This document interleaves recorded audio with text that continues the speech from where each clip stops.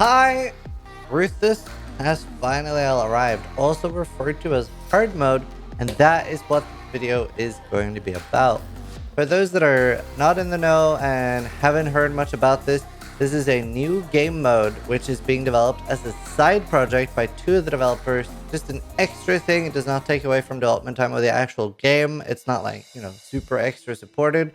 And they're not adding anything new to this. This is just taking away extra content.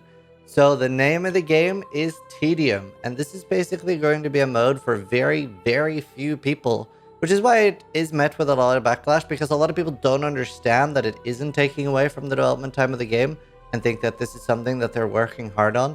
For example, there are no gem vendors. You can buy 2 active gems by the time you're in Act 5, and after that, everything else is find only. I think you only have 4 or 5 active gems total, 0 support gems, everything else is find only.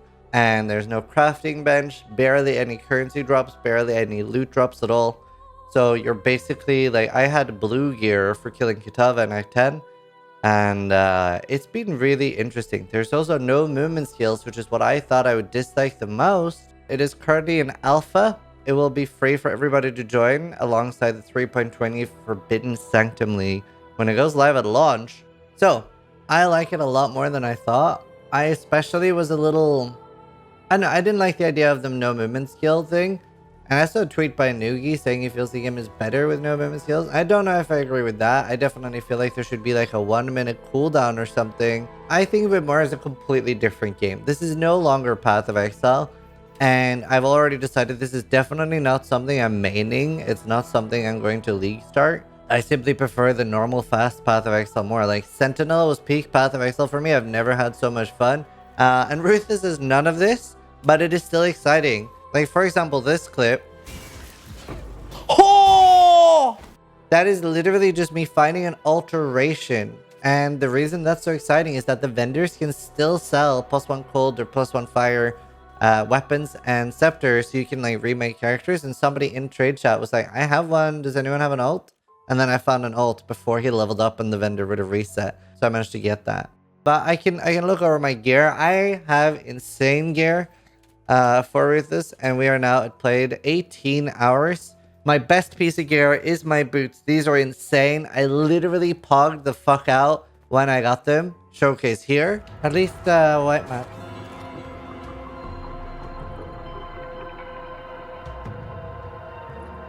Sheesh! And you see like that sort of excitement just finding a boot like this. I mean, these are actually pretty good in the normal game. I would realistically be happy for these on day 1 in a normal league. They just don't have spell suppression.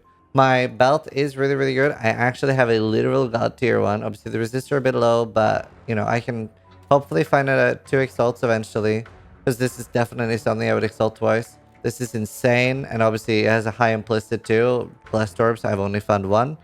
I just can't use this yet because my fire is too low. My gloves, I'm looking to replace. I have 1 wailing essence of greed. Essences are very hard to come by. I'll explain that in a sec. I have a pretty good scepter. It's just 1 stat, basically. The cast speed doesn't do anything for me. I got a Lehoop, which I need both for the stats and the damage and the rarity and the rest. So this is very good in Ruthless. No life, sadly. But I try to get that on my other pieces. Okay, chest. Really good ring. I got this super early. This is just item level 49. So I got that in like Act 5, 6. Stats from the vendor. This I actually traded for. I did have a similar talisman myself.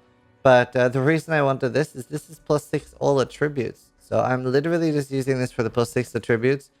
And the lightning rest, I suppose. So as you can see, very, very easy to replace my amulet. My helmet's very good. I do dream of the time that I would find a regal and eventually be able to regal this. I also did Merc Lab a decent amount. So as I said, support gems do not drop. However, the gem chest and lab is still there. It is quite rare. They run like 10 to 15 labs, and I got the gem chest once.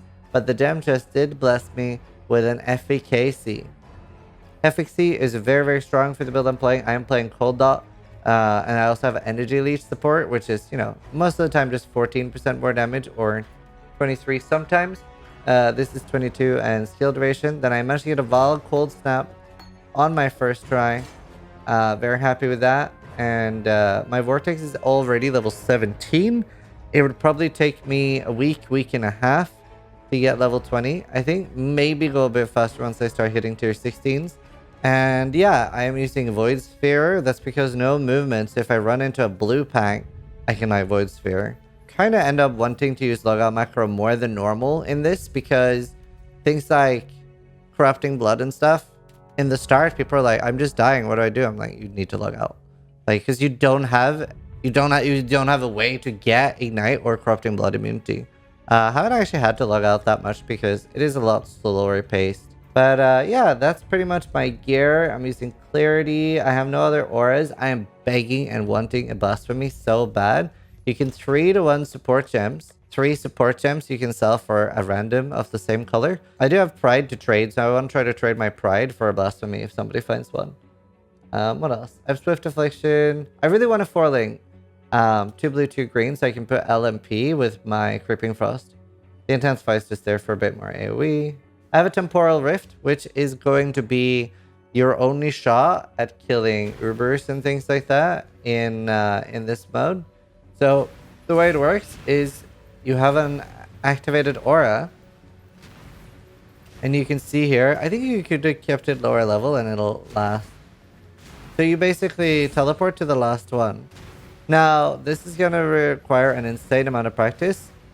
And for me to be able to do Ubers on softcore, I think it would take me 2 to 3 months of practice to get used to using this. Because it's a whole new way of playing. So, I don't know, at least a solid month of actually practicing to be able to actually do bosses on softcore. And I don't know if I would ever get to the point where I would do Ubers on hardcore. And then a little bit about why I'm playing this build. So the reason I'm playing Cold Dot, I actually wanted to play Armageddon Bound Cremation, but I didn't feel like I was getting all the gems. I felt like no matter what I do, I either need to make a new character to Act 3, or I'm missing some gems. Whereas Cold Dot kind of got everything, right? I don't need to rely on Desecrate and then Cremation into LMP, things like that. I literally got all the gems from quest rewards, and I managed to buy Vortex from the, like, you get like a currency to buy an active gem. So I got all the gems I needed, and then yeah, I decided Cold Dot was definitely the play. Currency, I pretty much have very, very little. I'm currently about to start spamming like low maps just to get transmutes. So I'll do blue maps. Alex, I'm gonna save for yellow maps. I do sometimes use them on tier 5s because I want to break into yellows. This is my map pool. I think I have no tier 5 maps left. 2 tier 4s. 1 tier 3. This is Reflect, so I'll build up a lot of Reflect maps and then just respec this node to Reflect and the Pantheon. Pantheon still exists. The Atlas tree still exists. It's nerfed, don't worry. As you can see here, Essences is now a 8% chance per map to contain an Essence. 10% chance to contain a Strongbox. 3% chance to get an Alva mission on completion. I am halfway to a full temple. I don't know that for a fact because maybe there's not 3 Alva maps. Maybe there's 4. Sorry, 1, and we need 12 Alvas. But I'm hoping we still get 3 per map. Pepelaf. Surely. And then I can do a full Alva temple, which I'm very excited about because if I do the last one in a tier 5, that will mean that I will get a full area with like 5,000 mobs at the same tier as the tier 5. So very excited about that. I've also taken Commissioned Officer. Oh, you don't get missions daily. You have to earn them by playing. I'm saving up my Einars for when 6 other people get to maps and we can do them together. So we all do one Einar mission. We get 36 beasts total. So I actually like this more than I thought I would. It makes everything that happens more exciting. Again, it's not a mode I would main. It's not a mode for most people. This is like a fun, different game to play at the end when you've done what you want in normal Path of Exile for me.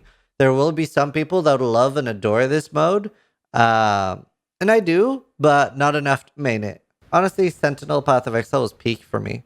No movement heals is very rough. I would predict I could probably kill Atziri. Well, I would need to mule some Quicksilvers. I'd probably want 3 Quicksilvers for Atziri, as well as... I don't know if I would use Temporal Rift. I don't know. But I think I can kill Atziri maybe today or tomorrow, at least within 3 days. Atziri shouldn't be that much of an issue. But yeah, I think that's a pretty good idea. And then something like Shaper, which is a pretty easy boss, and maybe Elder. Elder especially. I could probably do Elder in 5 days. Or honestly, I could do Elder whenever I get there. The hardest part is just getting there and getting the maps. either way, enjoying it so far. Would definitely recommend trying it, but it is not for most people. So it's interesting. I'm glad we have it. It is just like an extra thing. So it's a good thing to have. More options are always better. Either way, thanks for watching. Sub if you liked the video, but more importantly, try to die less than I do.